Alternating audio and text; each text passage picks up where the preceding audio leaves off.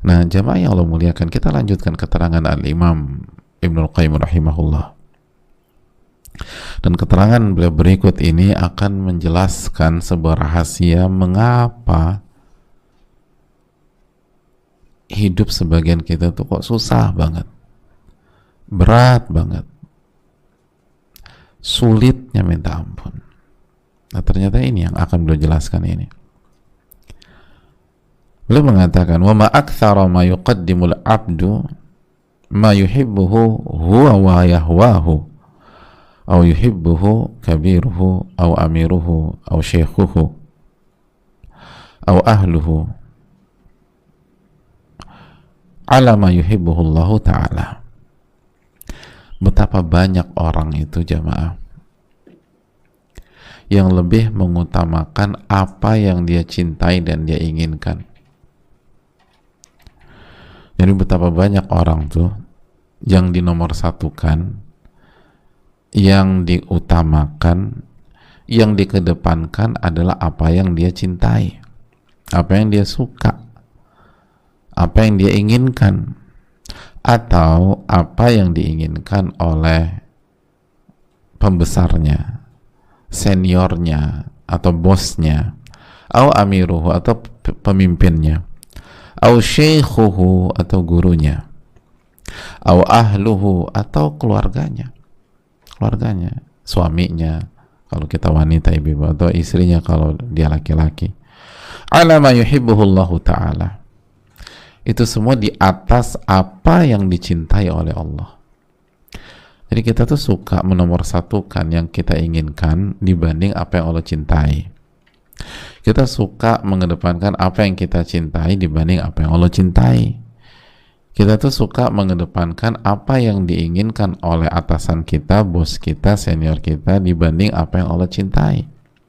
Kita tuh suka mengedepankan apa yang disukai oleh pemimpin kita dibanding apa yang Allah cintai. Atau kita bisa jadi mengedepankan apa yang diinginkan oleh guru kita dibanding apa yang Allah inginkan dan Allah sukai dan cintai. Dan kita suka mengedepankan apa yang diinginkan oleh istri kita atau suami kita, ibu-ibu, atau yang diinginkan oleh anak-anak gitu. Anak-anak udah minta, kayak nggak bisa kita tolak, melebihi apa yang Allah cintai. Jadi kalau anak-anak minta, kita ikutin walaupun apa yang diminta anak-anak itu nggak dicintai oleh Allah, nggak disukai oleh Allah, bahkan dibenci oleh Allah Subhanahu wa Ta'ala.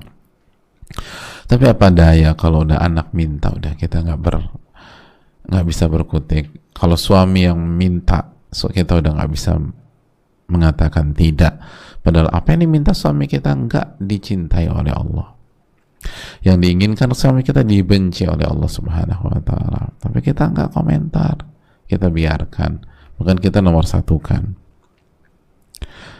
Nah, ini kasusnya banyak, kata Imam Ibnul Qayyim, banyak banget loh. Wa ma aktsar, betapa banyaknya orang seperti itu. Betapa banyaknya orang yang menomorsatukan suaminya dibanding yang lain, anak-anaknya dibanding yang lain. Maksudnya betapa banyak orang yang mengedepankan suaminya dibanding apa yang Allah cintai, mengedepankan apa yang diinginkan anaknya dibanding apa yang Allah cintai. Atau yang lebih personal lagi, mengedepankan yang dia inginkan, mengedepankan apa yang dia cintai dibanding apa yang Allah cintai. Baginya kalau dia udah inginkan sesuatu itu harus terlaksana.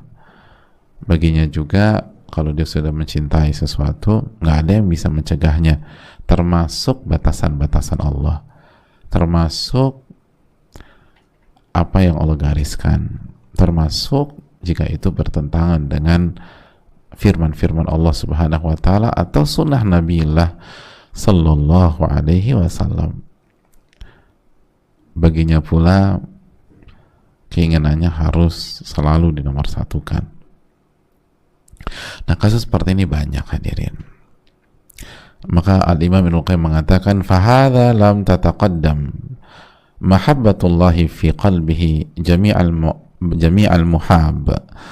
Nah, orang-orang seperti ini itu menunjukkan cinta kepada Allah belum dinomorsatukan atas kecintaan-kecintaannya yang lain di dalam hatinya tersebut. Jadi orang seperti ini menunjukkan bahwa kecintaannya kepada belum dinomorsatukan, belum dikedepankan dalam hatinya di atas apa yang dia cintai selain Allah Subhanahu wa Ta'ala. Gitu aja. Jadi cinta kepada Allah belum jadi nomor satu di dalam hatinya, belum diprioritaskan di dalam hatinya, belum dikedepankan di dalam hatinya. Cinta sama Allah masih jadi nomor dua, bahkan menjadi nomor tiga. Na'udzubillah thumma na'udzubillah. Wala kanat hiyal hakimah 'alaiha wa mu'ammarah 'alaiha, dan tidak juga menjadi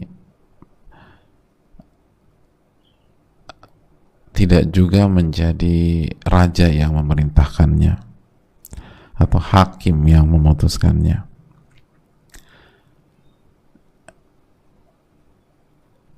Jadi hadirin Allah muliakan,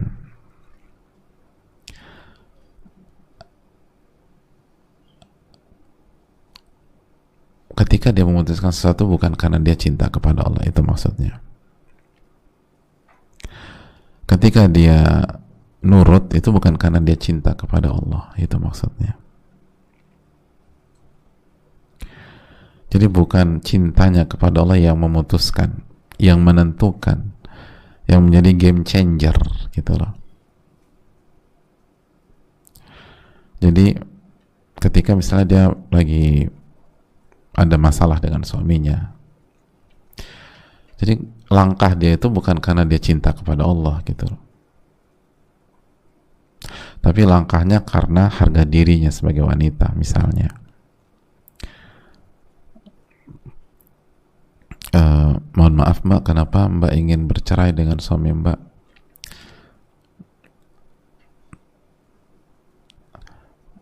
Apakah ini sudah sesuai dengan perintah Allah Subhanahu wa Ta'ala? Bodo amat lah, aku udah kecewa. Itu jadi yang dikedepankan itu kecewaannya sebagai pribadi gitu loh. Ya pokoknya aku mau cerai, titik, aku mau cerai, aku marah besar sama suamiku. Berarti marahnya yang dikedepankan dan marahnya memutuskan. Jadi rumah tangganya itu yang ditentukan oleh amarah si wanita itu, si istri atau si suami mungkin. Jadi rumah tangganya itu diputuskan oleh kekecewaan si istri, bukan diputuskan berdasarkan cinta karena Allah dan bagaimana istiqomah dan menjaga keistiqomahan kepada Allah. Bukan itu. Ya suka-suka dia aja.